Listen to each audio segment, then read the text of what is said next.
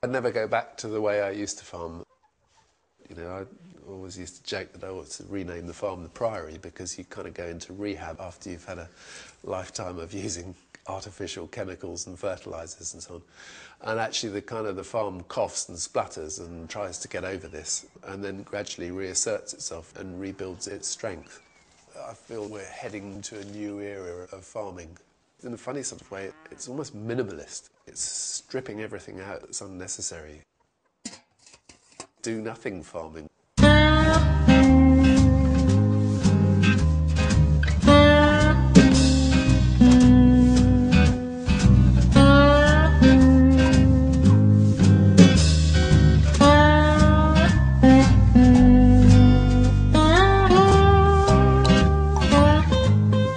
I'm Ben Mead. I'm a dairy farmer. We farm just outside Ponsanooth, not far away from Falmouth in Cornwall.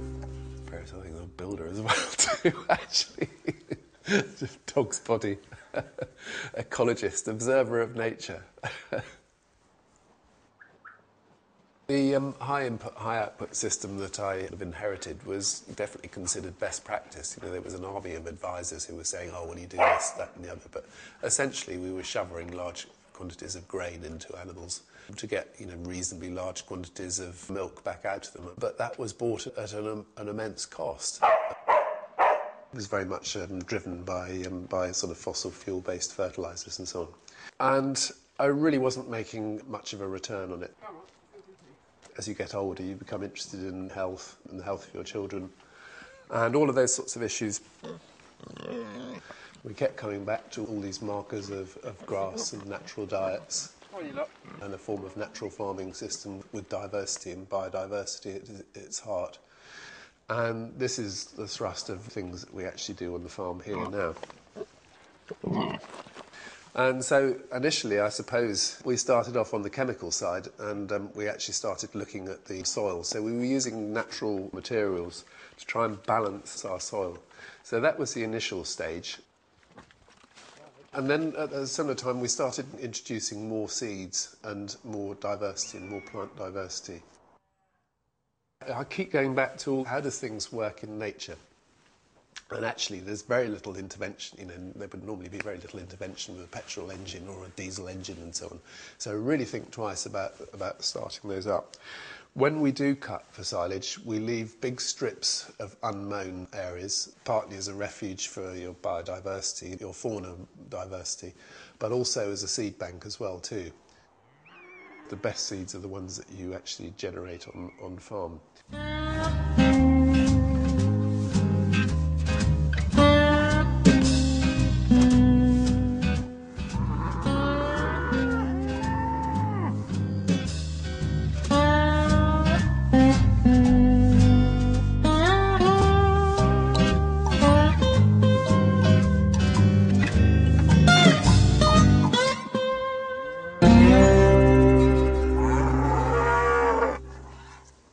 Just looking at these clover here.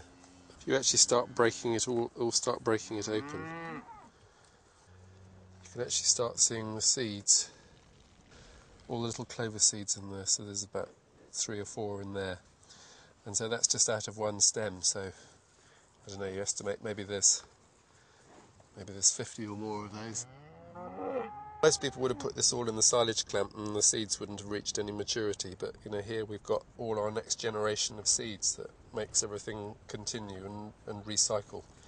So this is part of my do-nothing farming, trying to work out when they're actually viable and how the best way to use them without starting up a diesel engine is. One of the things that we do with seeds is that we put them out in front of the animals and try and get them to tread in. So here we've got the bovine version of Girl Power, haven't we? I mean, they're doing all my rotivating and seed sowing. Well, one of the things that you can do to get your cows to work for you, if they're trained in a paddock system, they'll usually follow you and they'll start walking up and down. So if, for example, it was wet and I had a whole handful of seed here, I could just be chucking it out here, and the cows are all stamping it all in, and they're spreading the dung as well too. So you know, they're rejuvenating the pasture. I haven't got to start up a diesel engine. And they got a bit of exercise as well too, so everybody wins. And the more I was thinking about this, the more I thought, well, actually, how much is to do with the animals actually harvesting the seeds and them going through the gut? Because there were a lot of farmers, old timers, who used to feed clover seed into their animals in the milking parlour, and then they would go out and the dung would act as the fertiliser and the seed store. And of course, the old shepherds used to fertilise the mountains. They'd drive the sheep down into the clover seed pastures and then take them back up the mountain, and you get clover up the mountains.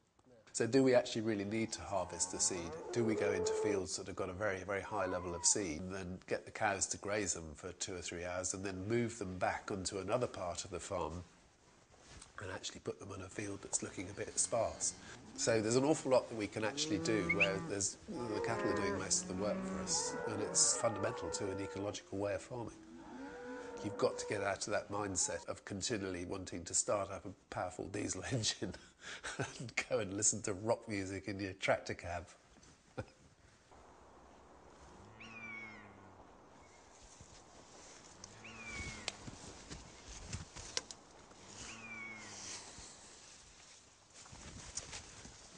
I remember the bovine gull power I was talking about earlier, and those cows running up and down that field.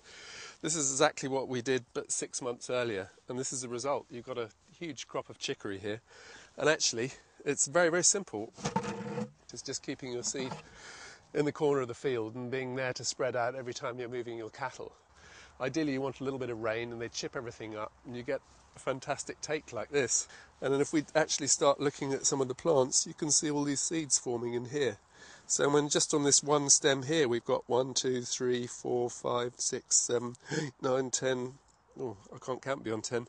There's probably 1,000 seeds on this plant here from my one seed that actually took and germinated. I mean, it's incredible, isn't it? You know, how can we go wrong?